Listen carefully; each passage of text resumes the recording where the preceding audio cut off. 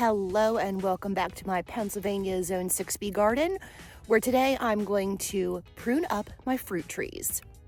Okay, so the first step is to remove any dead or damaged stems that I see on this tree. So if you come a little closer, you can see right here, we have a little bit of dead. So I'm going to actually cut it off right there. And I'm going to just go through and remove all of the dead areas first.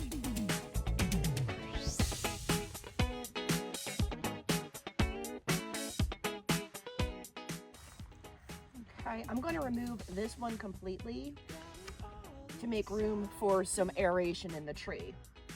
You don't want anything that is crossing or overlapping in any way, because that will cause some damage to the tree when the limbs rub together. Okay, I've pretty much taken all of the dead tips off of the tree. Now I'm going to go and I'm going to look through and I'm going to see if there's any damage. Can you see right here, there is a little bit of damage. This limb is broken. So I removed the dead. Now I'm going to remove damaged. Okay, I don't really see any more damage on this tree. I'm going to remove some of these inner stems. If you see right here how they're they're going to grow up and cross and rub on each other, I'm going to go ahead and remove it to allow a lot of airflow.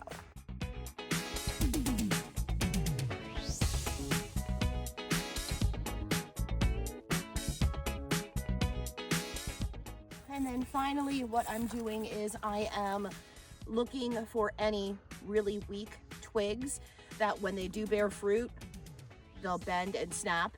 So I want to remove anything that is spindly and not strong to hold the fruit, hopefully when I do get fruit on this tree.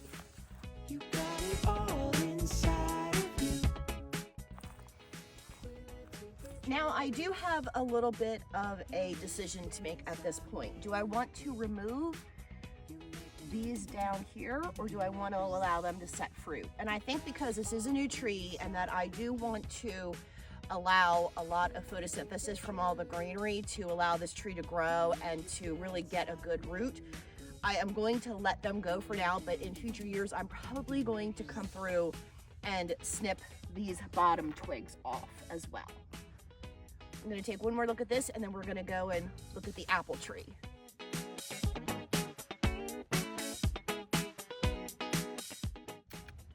And you can see right here, if you want to come in a little closer, this is the main stem of the tree, and this was already pruned before I purchased it to allow all this aeration. You see how it's kind of like a vase shape or a vase shape?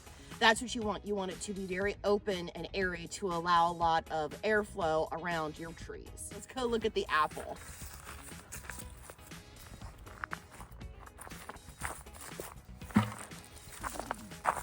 All right. This tree is a couple years older than the nectarine tree, so this is going to require a little bit more pruning, but I'm going to follow the same theory. I'm going to look for anything dead, diseased, damaged, get rid of that first. Then I'm going to go through and look for any crossing branches, and I'm going to make sure that I just have enough aeration and good shape for this tree to hopefully give us some apples this year. You got it all inside of you. Feel it to be true. And when you dance, I'm in the groove. All right, here is another decision point. You can see right here, all these are crossing and touching each other. So I need to decide which one I want to remove. And I was looking at this tree before I started filming, so I already know. I'm actually going to cut right down here, and I'm going to remove this whole branch. Maybe.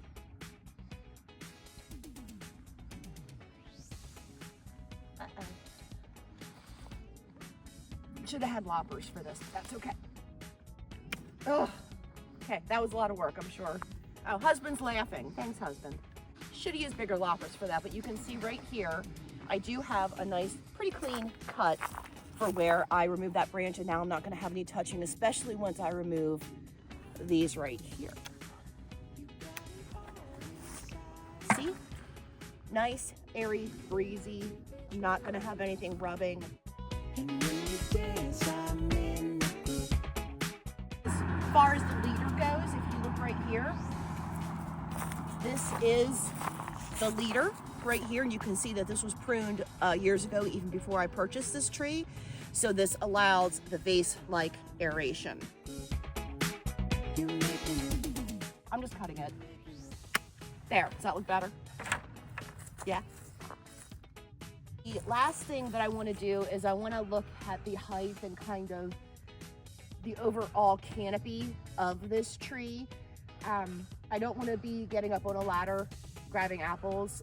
The reason that I actually planted a fruit tree here and a fruit tree right behind husband is because we have a lot of people that walk by. This is a main walk area in the spring, summer, and fall. So I want to encourage people to stop if we have fruit and actually help themselves to a little snack while they're going on a walk. I think that would be so much fun. So I'm gonna be looking up here, the very ends, to see if there's anything that I want to trim off. You think right here? Yes.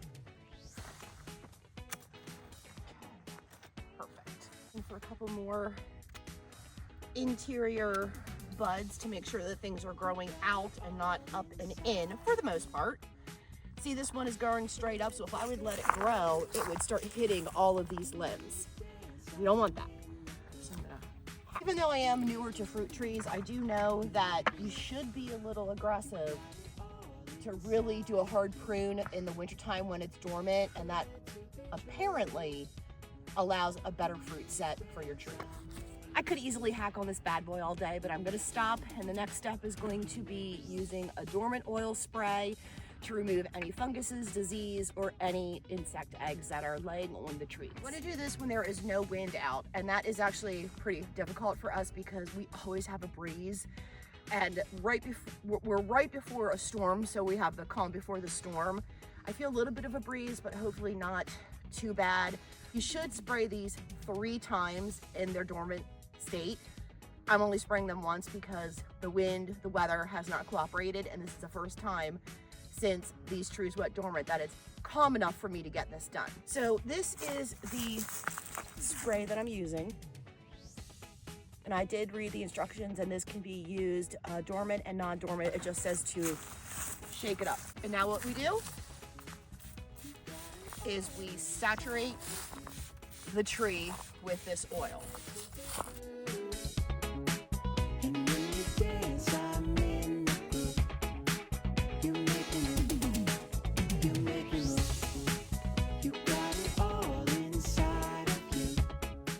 I feel like, is my hat and my glasses crooked?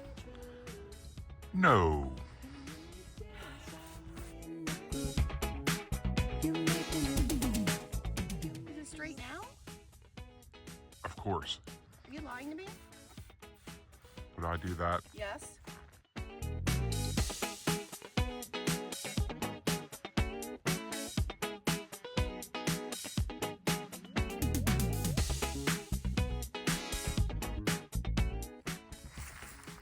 All right, fruit tree maintenance for the winter is now done. I'm going to not do anything else until the spring when we're going to lay compost around each base of the tree. I hope that you enjoyed this video. Please like, subscribe, and share, and I will see you in the next one. Bye.